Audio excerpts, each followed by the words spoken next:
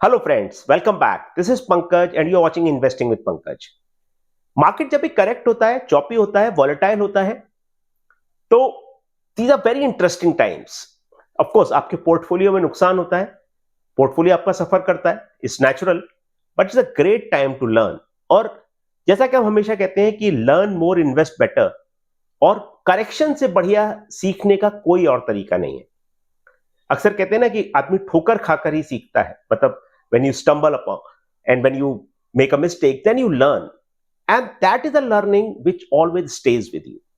अभी आप एक चीज ऑब्जर्व करें कि मार्केट में जब कभी भी मोमेंटम होता है, मतलब मार्केट ऊपर जा रहा होता है, तो लोग बहुत सारी पॉजिटिव चीजों की बात करेंगे, बहुत सारी अच्छी अच्छी चीजों की बात करेंगे। जब मार्केट नीचे जा रहा होता है तो अचानक से सेंटिमेंट बर्स्ट हो जाएगा। आप अगर टीवी चैनल ऑन करें, न्यूज़पेपर पढ़ें, तो आपको बहुत सारी नेगेटिव चीजें दिखाई देंगी, बहुत सारे नेगेटिव ऑब्जर्वेशन आपके होंगे। क्या होता है उस चीज में और क्या होता है उस सिचुएशन में। तो आज हम इस चीज के बारे में बात करेंगे कि रिटेल इन्वेस्टर को कैसे बिहेव करना चाहिए, उसका क्या कारण है, और मार्केट में किस तरह का रिएक्शन या किस तरह का परफॉर्मेंस आप अचीव कर सकते हैं उन सिचुएशन में जब मार्केट वॉलेटाइल हो, चॉपी हो, करेक्ट हो रहा हो। तो आइए शुरू करते हैं सबसे पहले कि जो भी कुछ हो रहा है यहां पर वो क्यों हो रहा है। ऑफ कोर्स बहुत सारे कारण है, लेकिन अगर मोटा मोटी देखा जाए तो तीन चार मेन रीजन है। हमारा इकोनॉमिक स्लो डाउन है, जो कि 6.5-7% की ग्रोथ थी, 7% से ज्यादा की ग्रोथ थी, वो 6-6.5% पे आ गई है। लगातार एस्टिमेट नीचे गिर रहे हैं पिछले 2 क्वार्टर से। इन्फ्लेशन अभी भी है, एक वरी है। ऑयल काफी ऊपर चला गया था बीच में, और अभी भी ऑयल काफी अनकंफर्टेबल लेवल पे है। फूड इन्फ्लेशन थोड़ा सा इस महीने में नीचे आया है, लेकिन inflation is still a worry. रुपया डेप्रिशिएट कर रहा है, वो सारी चीजें भी हो रही हैं। उसके अलावा और कुछ आप अगर देखें तो ग्लोबल जियोपॉलिटिक्स अभी भी बहुत अनप्रेडिक्टेबल है। मतलब एक सबसे बड़ा कारण तो आप ये भी कह सकते हैं कि भाई ग्लोबल जियोपॉलिटिक्स में तो जो कुछ होता है वो होता ही रहता है, तो ये तो हमेशा से था। आपकी बात बिल्कुल सही है, लेकिन अगर आप आज की सिचुएशन में देखें, जबकि Trump is again going to get the US president post and he will be the president, तो वो कैसे बिहेव करेंगे, किस तरह का उनका रिएक्शन रहेगा। ट्रेड के बारे में उनके स्टेटमेंट काफी सारे नेगेटिव हैं इमर्जिंग मार्केट के लिए, स्पेशली चाइना और इंडिया के लिए। तो कैसे, ये सब बहुत सारे कारण हैं जिनकी वजह से आप एक मार्केट में जो इंपैक्ट देख रहे हैं वो देख रहे हैं। But to be honest, market में हमेशा ये होता है कि पहले इवेंट होता है, उसके बाद लोग कारण ढूंढते हैं। अब मार्केट करेक्ट हो गया तो लोग कारण ढूंढ रहे हैं। और अगर आपको ऐसा लग रहा है कि मार्केट के करेक्ट होने के बाद लोग रीजन आइडेंटिफाई करते हैं, तो आप बिल्कुल सही सोच रहे हैं। आप किसी भी चीज के लिए रीजन फाइंड आउट कर सकते हैं, बिकॉज बहुत सारे ऐसे फैक्टर्स हैं जो नेगेटिव थे, आज से 6 महीने पहले भी नेगेटिव थे। उस टाइम तो मार्केट वरीड नहीं था, मार्केट और ऊपर जा रहा था। लेकिन मैक्रो जो स्लो डाउन है, उसके अलावा कुछ मार्केट स्पेसिफिक चीजें भी हैं। जैसे अगर आप वैल्यूएशन देखें, valuation beyond a point stretch नहीं कर सकते। या फिर अगर आप ये देखें कि अर्निंग्स में इंपैक्ट आया है, सेकेंड क्वार्टर के अर्निंग्स बहुत अच्छे नहीं थे। निफ्टी अगर ईपीएस ग्रोथ देखेंगे 1 या 2% के आसपास थी। और जब भी ईपीएस ग्रोथ पे इंपैक्ट आता है, डेफिनेटली लोग थोड़ा सा वरीड हो जाते हैं। जैसा कि हम हमेशा कहते हैं कि दो बहुत इंपॉर्टेंट ड्राइवर होते हैं मार्केट के, एक तो क्या वैल्यूएशन, और दूसरा अर्निंग्स ग्रोथ। तो अगर अर्निंग्स ग्रोथ में इंपैक्ट आ रहा है, अर्निंग्स अगर नहीं बढ़ रहे हैं, तो डेफिनेटली वरीड होना मार्केट का नेचुरल है। उसके बाद थर्ड क्वार्टर के नंबर्स के बारे में अभी भी अनसर्टेनिटी है। फॉर एग्जांपल, आपने कुछ एक रिजल्ट देखे होंगे, एचसीएल टेक का रिजल्ट लोगों को काफी खराब लगा और स्टॉक 8 से 10% करेक्ट हो गया। इसके अलावा बहुत सारे पॉकेट्स में अभी भी बबल है, उसके बारे में भी बात करेंगे। तो आइए शुरू करते हैं। सिंपल चार्ट है, आप 6 महीने और 1 साल के अगर चार्ट देखें बीएसई सेंसेक्स के, तो आपको नजर आएगा कि अभी पिछले 6 महीने का जो परफॉर्मेंस है नेगेटिव है, लेकिन ओवरऑल पिछले साल भर में मार्केट अभी भी थोड़ा ऊपर ही है। मार्केट अभी भी ऊपर है, मतलब यह 4-5% ऊपर है। सिमिलरली अगर आप निफ्टी 50 को देखें तो वो भी सेम चीज आपको दिखाई देगी। मार्केट लगभग 5% नीचे है 6 महीने में, और लगभग 5% ऊपर है 1 साल में। लेकिन इंपॉर्टेंट चीज यह है कि पिछले 6 महीने के पीरियड में मार्केट बीच में और भी ऊपर गया था, तो नेट करेक्शन जो है वो 10 से 12% हो गया है। 10 से 12% करेक्शन ऑफकोर्स मार्केट में पॉसिबल है, लेकिन ये थोड़ा सा इन्वेस्टर को चिंतित कर देता है, वरीड कर देता है। अब ये जो चीज 1-2% के करेक्शन के बाद जब भी मार्केट ऊपर चले जाता है, लोग बोलते हैं यार बाइंग अपॉर्चुनिटी है। अब कितने लोग टिके रहेंगे, अब कितने लोग इसको बाइंग अपॉर्चुनिटी समझेंगे, वही लॉन्ग टर्म में हार और जीत का फैसला करेंगे। वेल्थ क्रिएशन का फैसला वही होगा। वेल्थ क्रिएशन का फैसला 1 या 2% की मूवमेंट पे नहीं होता है। वेल्थ क्रिएशन का फैसला होता है एक लंबे करेक्शन के बाद, 10 या 20% के करेक्शन के बाद। आई डोंट विश कि 20% करेक्शन हो, लेकिन 10 या 20% करेक्शन के बाद जो अपॉर्चुनिटीज क्रिएट होती हैं, वहां पे वेल्थ क्रिएशन की बहुत जबरदस्त अपॉर्चुनिटीज क्रिएट होती हैं। तो आप देखें कि एक एग्जांपल देखिए, ये 13 जनवरी के कुछ एक करेक्शन है। एक बहुत इंटरेस्टिंग चीज हुई बीच में। क्या हुआ था कि जो लार्ज कैप्स थे वो करेक्ट हो रहे थे, लेकिन मिड कैप और स्मॉल कैप में उतना करेक्शन नहीं दिख रहा है। 13 जनवरी का ये चार्ट है, 1.5-2% ब्रॉडर इंडाइसेस, मतलब बड़े indices, large cap indices, Nifty है या सेंसेक्स है, वो करेक्ट हुए, लेकिन छोटे इंडाइसेस में और ज्यादा करेक्शन हुआ। आप जैसा कि देख रहे हैं चार्ट में 3%, 4%, वो तक के नंबर आपको यहाँ पे दिखेंगे, 2.5-3%, 3.5%। So all this like 1.5-2% correction in large caps and 3-4% correction in small caps, mid caps, which means कि अब थोड़ा सा रिटेल इन्वेस्टर पे ज्यादा प्रेशर आएगा। वो क्यों आएगा? क्योंकि बहुत से लोग जो रिटेल इन्वेस्टर जो थे आईपीओ में धड़ाधड़ पैसा लगा रहे थे बिकॉज लिस्टिंग गेन के लिए, या फिर स्मॉल कैप में इन्वेस्ट कर रहे थे, वहां पे थोड़ा सा वो लोग अभी डाउट में आएंगे और बहुत सारी उनके दिमाग में ये प्रॉब्लम क्रिएट होगी कि यार ये तो मार्केट और करेक्ट हो रहा है, तो आगे क्या होने वाला है। And when that happens, there is a possibility that these indices could correct even further. अब आगे बात करते हैं कि मोटा मोटी सब मतलब क्या है इस चीज का।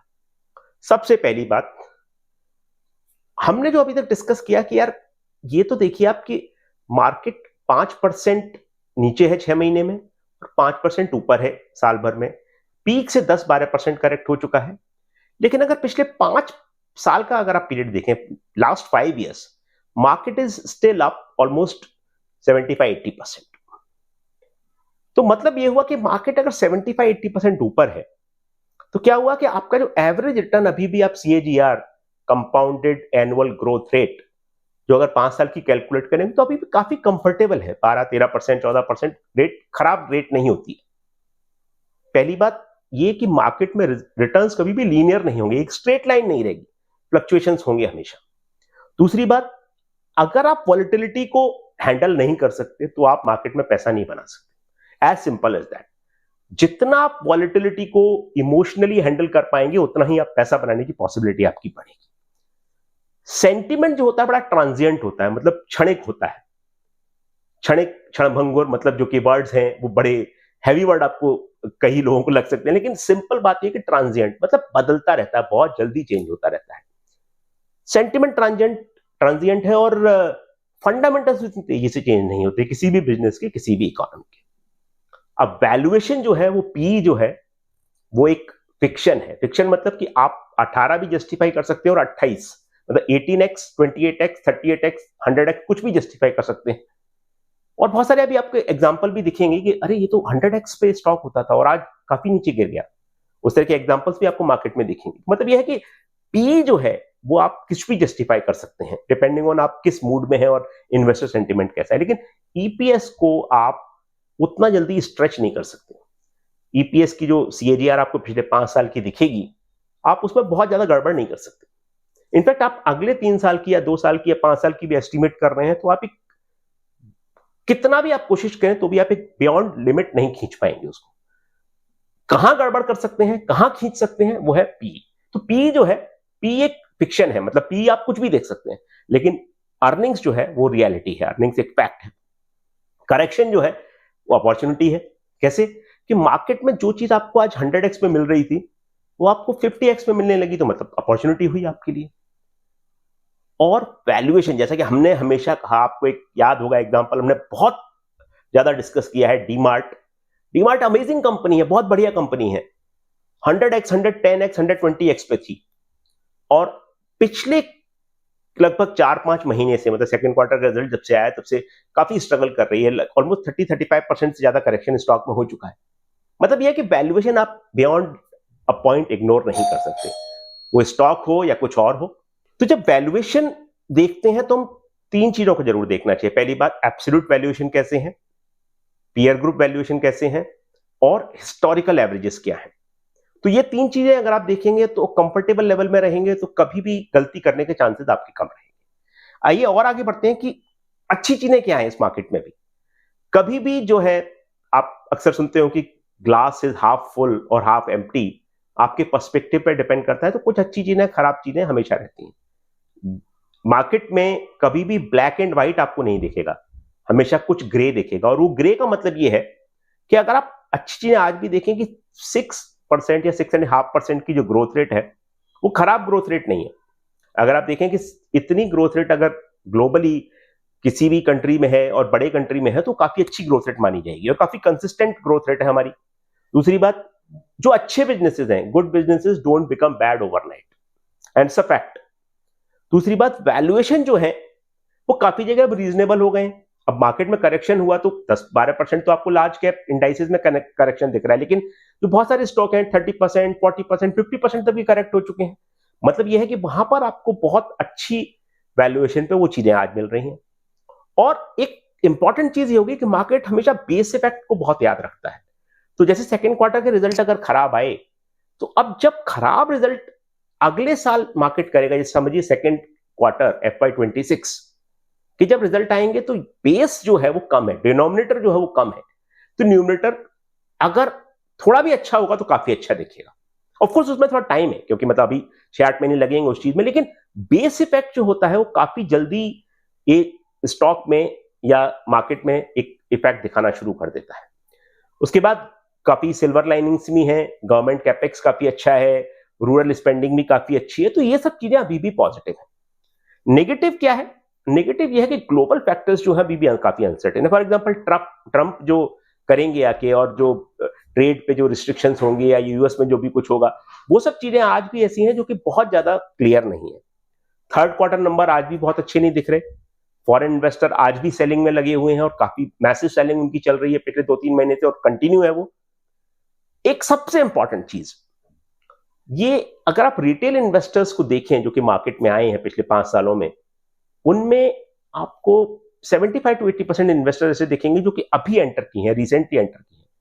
तो जो पिछले रिटेल इन्वेस्टर का जो बेस है पिछले 5 साल में जो एक्सपैंड हुआ है, उसको अगर आप देखें तो आप देखेंगे कि 3 से 4 इन्वेस्टर हर 5 इन्वेस्टर मतलब 60-80% इन्वेस्टर जो हैं वो पिछले 5 साल में एंटर किए हैं।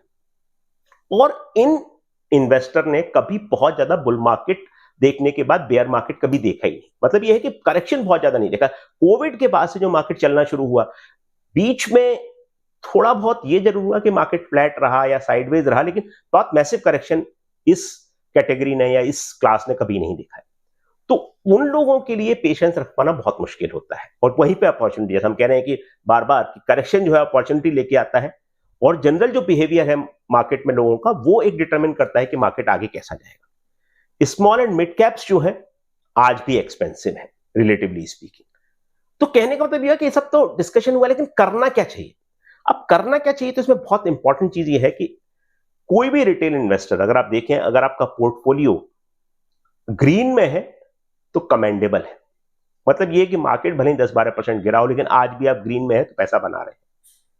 अगर आप 2 साल पहले एंटर किए थे या 6 महीने पहले एंटर किए थे, बहुत लाइकलीहुड है कि आप अभी भी बहुत ज्यादा नीचे नहीं होंगे। मतलब यह है कि अगर आप एक सिंपल एग्जांपल देखते हैं कि भाई अगर आपके नेटवर्थ का 20% हिस्सा इक्विटीज में इन्वेस्टेड है और मार्केट अगर 10% गिरा, समझ लिया आपका पोर्टफोलियो भी 10% गिरा है, तो ये है कि मतलब आपका जो नेट इंपैक्ट है वो 2% है, विच इज मैनेजेबल, राइट? आप 100 पे थे, 20% आपकी नेटवर्थ इक्विटी में इन्वेस्टेड है और आप 10% इक्विटी करेक्शन हो गया, तो मतलब क्या कि आप नेट 2% आप नीचे आ गए, 100 से 98 पे आ गए, which is not something you should really worry about, which you should not really think कि ये बहुत बड़ी मैसिव चीज है या ये बहुत इंपॉर्टेंट चीज है। दूसरी बात ये कि आप कभी भी मार्केट को टाइम नहीं कर सकते। ट्रेड में एंट्री हो या एग्जिट हो, कभी भी बहुत आप ये नहीं कह सकते कि बॉस मैं परफेक्टली एंटर करूंगा और परफेक्टली एग्जिट करूंगा, वो पॉसिबल नहीं। कोई भी हो, बड़े से बड़े इन्वेस्टर हो, एग्जांपल्स आप देखेंगे, किसी का भी एंट्री और एग्जिट टाइम परफेक्ट नहीं हो सकता। और जितने भी आप स्टॉक देख रहे हैं, जो आप रिसर्च कर रहे हैं, जो एनालाइज कर रहे हैं, आपके अगर कंफर्टेबल वैल्यूएशन जोन में आज है तो ये खुश होने की बात है, ये दुखी होने वाली बात नहीं है। जो स्टॉक आप 80x पी पे खरीदना चाहते थे या 60x पी पे खरीदना चाहते थे, अगर आज आपको 50x पे मिल रहा है या 45x पे मिल रहा है तो आपके लिए खुश होने की बात है।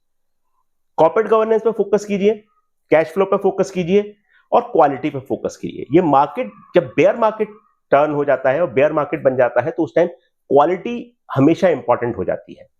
बुल मार्केट में कुछ भी चल जाता है, मतलब कचरा भी चल जाता है और खराब चीजें भी चल जाती है। बेयर मार्केट में cash flow, corporate governance, quality, ये सब चीजें ज्यादा इंपॉर्टेंट होती हैं। और उन चीजों के ऊपर फोकस कीजिए जिन स्टॉक्स ने बहुत ज्यादा पार्टिसिपेट नहीं किया इस रैली में, जो स्टॉक बहुत ज्यादा चले नहीं, जो स्टॉक बहुत ज्यादा आगे नहीं बढ़े, वहां पे आपको अपॉर्चुनिटी ज्यादा मिलेगी। दूसरी बात, जल्दबाजी में मत रहिए। आप हड़बड़ी में मत रहिए कि मैं पूरा का पूरा, मेरे पास इन्वेस्टेबल सरप्लस है, ये 100 रुपीज इन्वेस्ट करना चाहता हूं, पूरा का पूरा कर दूं। बिकॉज मार्केट जब भी बेयर मार्केट में आ जाता है तो ये पता नहीं होता कि कितना टाइम चलेगा, महीना भर, 6 महीना या इवन लॉन्गर। तो धीरे धीरे इन्वेस्ट करिए। एक बहुत ही मोटा मोटी मैं आपको एक फ्रेमवर्क दे रहा हूं कि जब भी आप इन्वेस्ट करना चाह रहे हैं कि भाई ठीक है, मार्केट एक एक्सेप्टेबल लेवल पे है और मैं इन्वेस्ट करना चाहता हूं, तो 15-20% ऑफ अवेलेबल कैश जो आप इन्वेस्ट कर सकते हैं वही इन्वेस्ट करिए। क्योंकि हो सकता है मार्केट थोड़ा और नीचे गिरे, तब आपको शायद फिर अपॉर्चुनिटी मिले। एक मार्केट समझिए, मैं आपको एक बोलता हूं कि 10% करेक्ट हुआ है, 15% करेक्ट हो जाए तो आप 20% और इन्वेस्ट कर सकते हैं। आई डोंट विश कि 20% करेक्ट हो, 20% करेक्ट हो जाए तो आप और 40% इन्वेस्ट कर सकते हो। मतलब यह है कि आप धीरे धीरे इन्वेस्ट करिए, आप स्टैगर कर दीजिए उस चीज को, आप इंस्टॉलमेंट में इन्वेस्ट करिए। लार्ज कैप को प्रेफर करिए। ये बहुत टाइम से ऐसा चल रहा है कि स्मॉल एंड मिड कैप बहुत अच्छा कर रहे थे, लेकिन अगर करेक्शन और डीप होता है और हालत बिगड़ती है और हालत खराब होती है तो लार्ज कैप में आप फिर भी सेफ रहेंगे स्मॉल एंड मिड कैप के कंपैरिजन में। और कॉन्सेप्ट स्टॉक, ये ऐसा होगा वैसा होगा, ये स्टोरीज हैं, उनसे थोड़ा दूर रहिए। बड़ी हो, छोटी हो, स्मॉल हो, मिड कैप, लार्ज कैप, कुछ भी हो, कॉन्सेप्ट स्टॉक्स जो होते हैं वो बुल मार्केट में चलते हैं, बेयर मार्केट में नहीं चलते हैं। और उन सेक्टर के ऊपर आप जरूर फोकस करें जो कि बहुत ज्यादा इंपैक्ट नहीं हो रहे, जैसे कि इंफॉर्मेशन टेक्नोलॉजी है, फार्मा है, वो सब बहुत ज्यादा इंपैक्ट नहीं हो रहे। दूसरी बात, और भी कई सेक्टर हैं जहां पे डिस्पोजेबल इनकम अगर ज्यादा है तो बहुत ज्यादा फर्क उन पे नहीं पड़ता, जैसे टूरिज्म है या फिर हेल्थ केयर है। आप देखेंगे होटल स्टॉक अभी भी ठीक ठीक लेवल पे हैं आपके।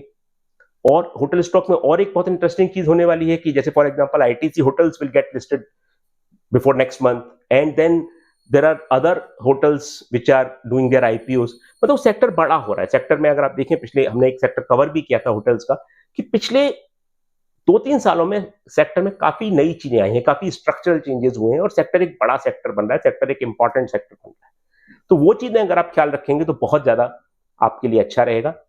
Once again, all the best.